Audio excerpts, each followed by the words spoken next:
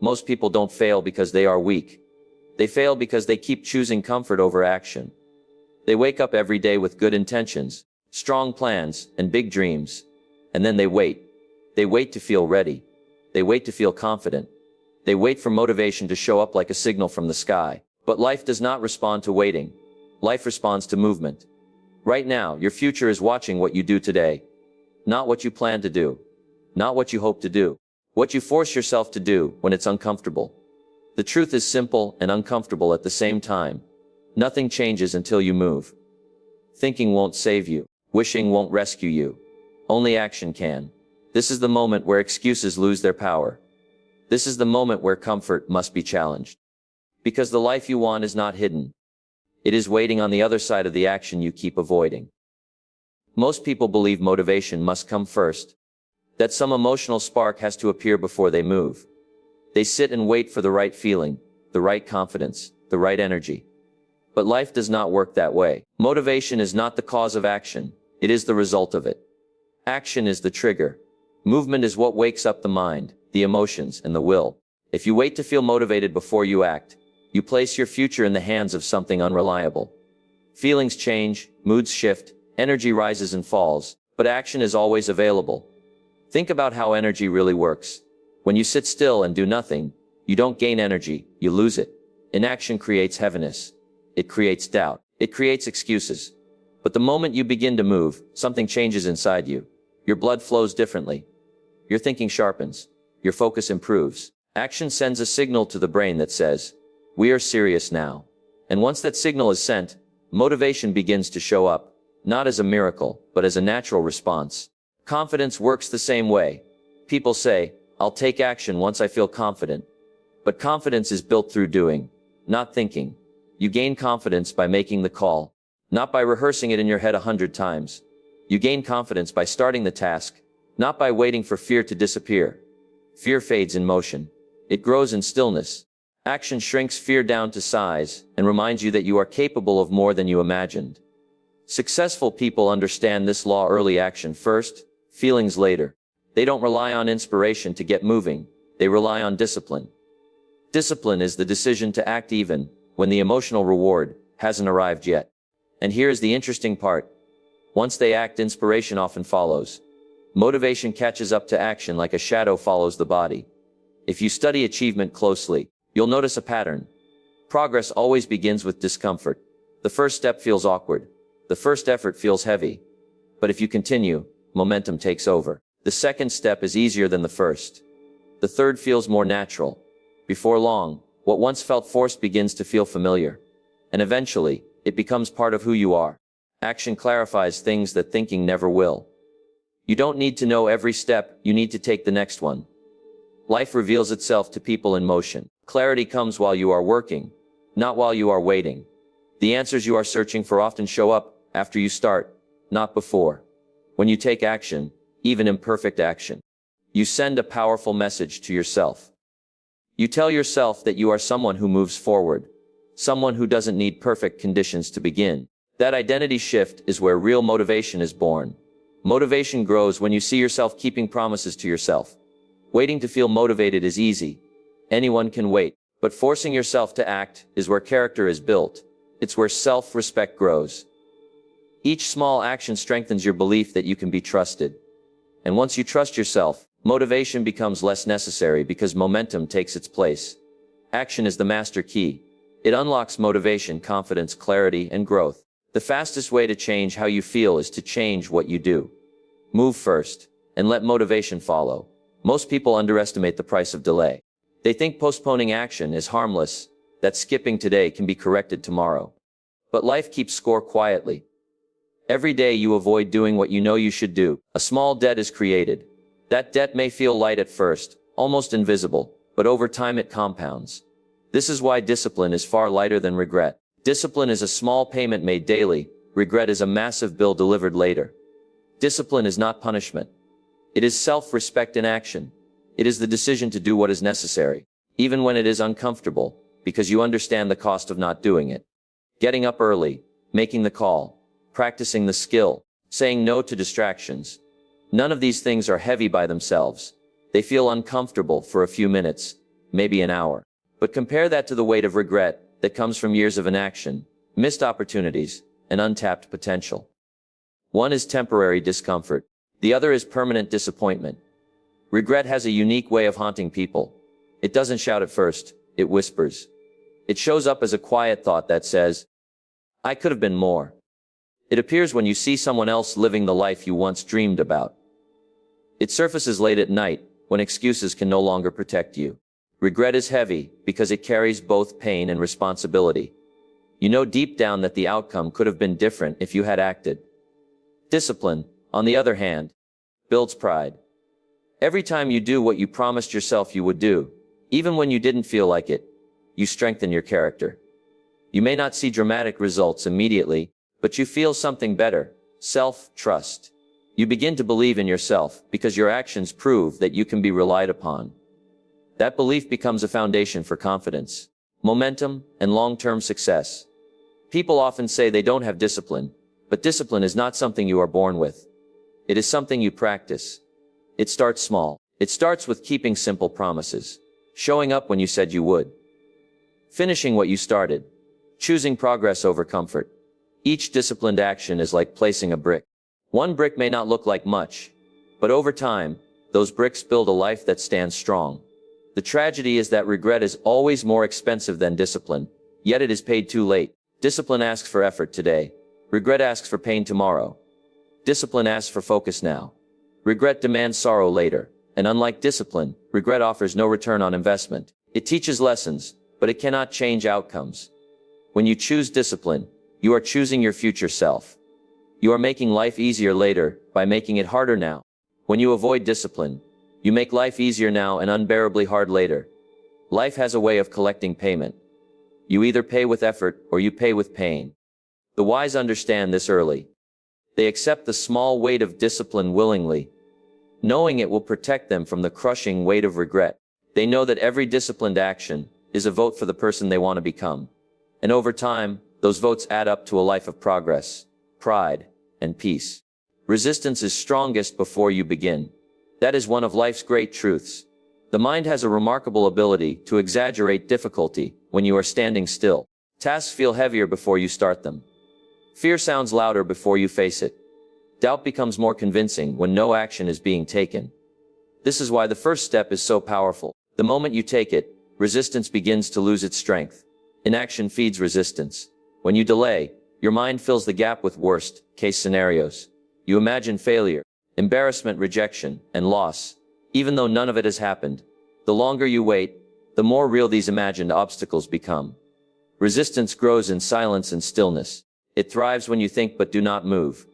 But action interrupts this process. It brings reality into the room and pushes imagination out the door. The first step does not need to be perfect. It only needs to be real. Making the call, opening the book, writing the first sentence, starting the workout. These actions are small, but they are decisive. They send a signal that the debate is over. Once you move, your brain shifts from worry to problem solving. Instead of asking, "What if it goes wrong?" you begin asking, "What's next?" That shift alone reduces resistance dramatically. Fear is often misunderstood. People think fear means danger, but more often fear simply means growth. Fear appears when you are about to leave the familiar. The first step takes you out of the familiar, which is why it feels uncomfortable. But discomfort is not a stop sign. It is a signal that expansion is taking place. When you take the first step, fear doesn't disappear instantly, but it shrinks. Each step forward makes the next one easier. Momentum is born the moment action begins. Motion creates motion. Even small movement generates energy. This is why starting is harder than continuing. Once momentum is present, resistance has a much harder time stopping you. What once felt overwhelming becomes manageable. What felt impossible becomes routine. The task itself doesn't change, your relationship with it does. Many people spend years preparing, planning, and waiting for confidence to arrive. But confidence is a byproduct of experience. Experience only comes from action. The first step provides that experience. It proves to you that you can survive discomfort, uncertainty, and imperfection. Each time you step forward, you collect evidence of your capability. That evidence weakens resistance the next time you face it. Action also exposes truth. When you finally begin, you often discover that the obstacle wasn't as large as you imagined. Problems become specific instead of vague. And specific problems can be solved. Vague fear cannot. The first step replaces imagined difficulty with practical reality. It replaces hesitation with feedback. And feedback is always more useful than fear. Life responds differently to those who move. Opportunities show up for people already in motion. Help appears after effort begins. Clarity follows commitment. The first step invites these forces into your life. Waiting does not. Resistance will always try to stop you at the beginning, because it knows that once you start, its power is limited. That is why taking the first step is an act of courage, not because it removes fear, but because it refuses to obey it.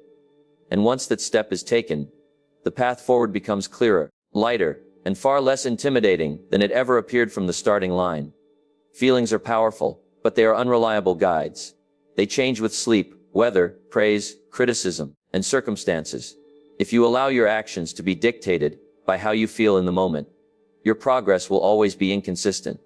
One day you move forward, the next day you stop. This is why feelings make poor leaders. They were never meant to be in charge, they were meant to follow.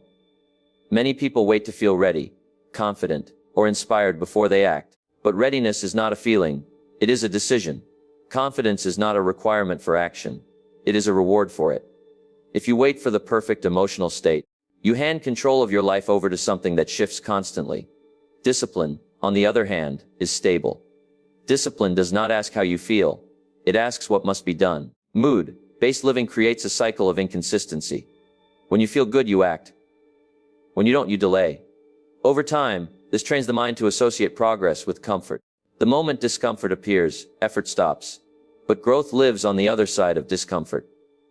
Discipline breaks this cycle. It creates forward movement regardless of emotional weather. Discipline is not harshness, it is structure. It is a set of decisions made in advance, so you don't have to negotiate with yourself every day. When your standards are clear, action becomes automatic. You don't wake up and ask if you feel like showing up. You show up because that is who you are.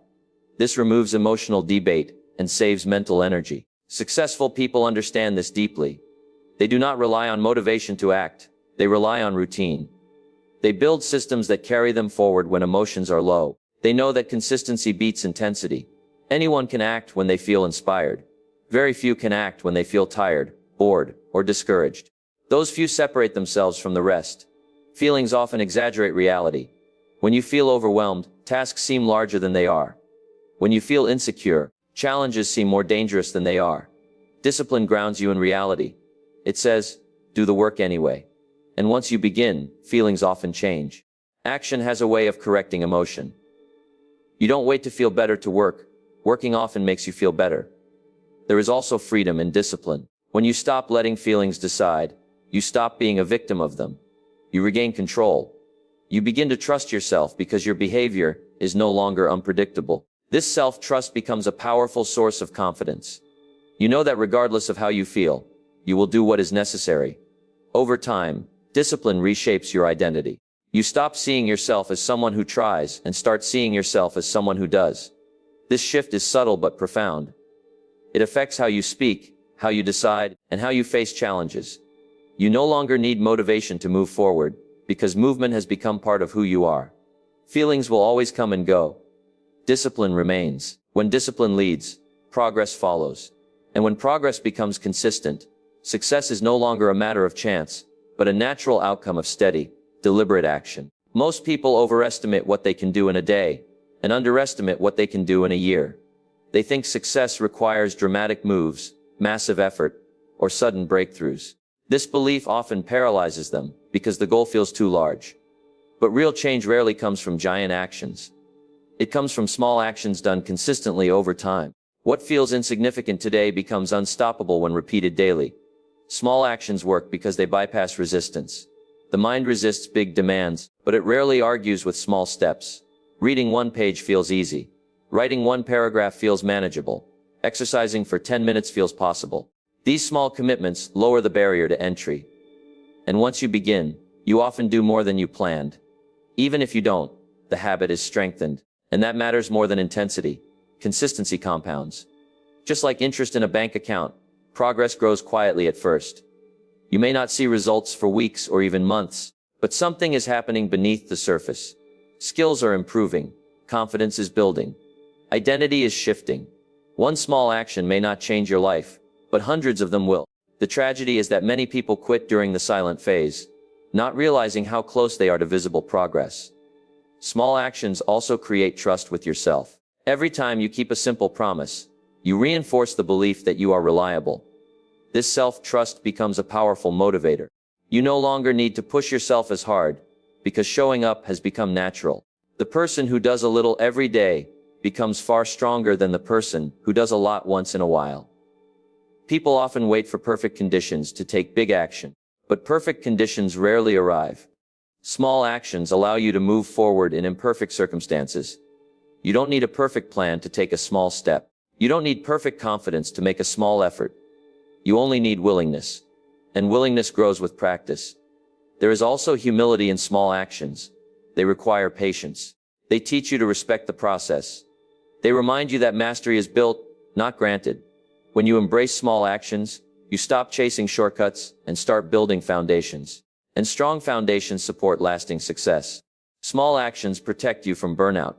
Massive effort fueled by emotion often fades quickly, but steady effort fueled by discipline can last for years.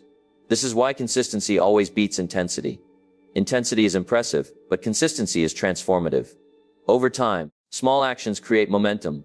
What once required effort becomes automatic. Habits form. Systems develop. Progress accelerates. You look back and realize that the change you once thought required a miracle was actually built through simple daily choices. The most powerful part is that small actions are always within reach. No matter how busy, tired, or overwhelmed you feel, you can take one small step. And that step, repeated daily, can reshape your entire life in ways that once seemed impossible. Comfort is attractive because it feels safe.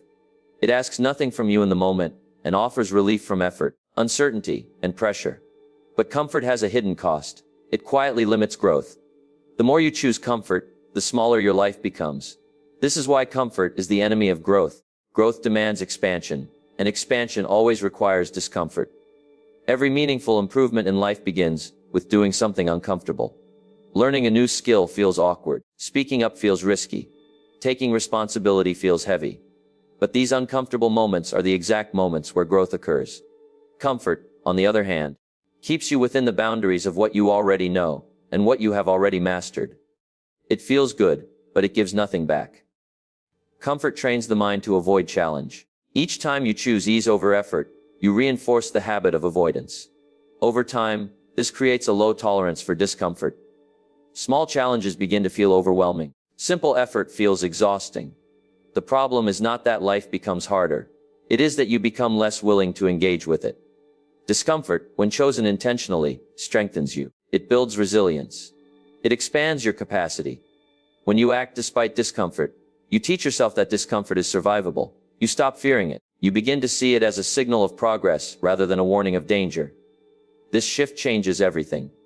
Comfort also delays potential. Many people live far below their capabilities, not because they lack ability, but because they avoid discomfort. They choose the familiar job over the uncertain opportunity. They choose silence over difficult conversations. They choose distraction over discipline. None of these choices ruin life immediately, but they slowly drain it of possibility. Growth requires sacrifice. You must give up something now to gain something later. Comfort asks you to sacrifice the future for the present. Growth asks you to sacrifice the present for the future. One leads to stagnation, the other leads to expansion. The choice is subtle but powerful. There is also a deceptive kindness in comfort.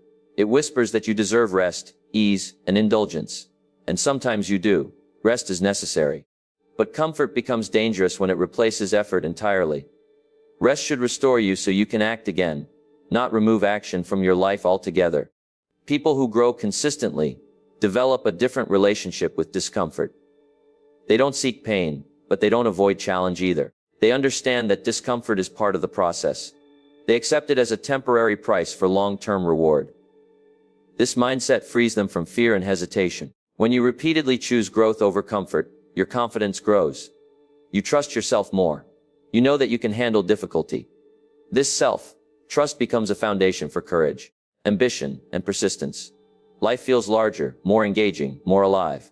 Comfort may feel good today, but growth feels good forever. Every time you step beyond what is comfortable, you expand what is possible. And with each expansion, you move closer to the person you are capable of becoming.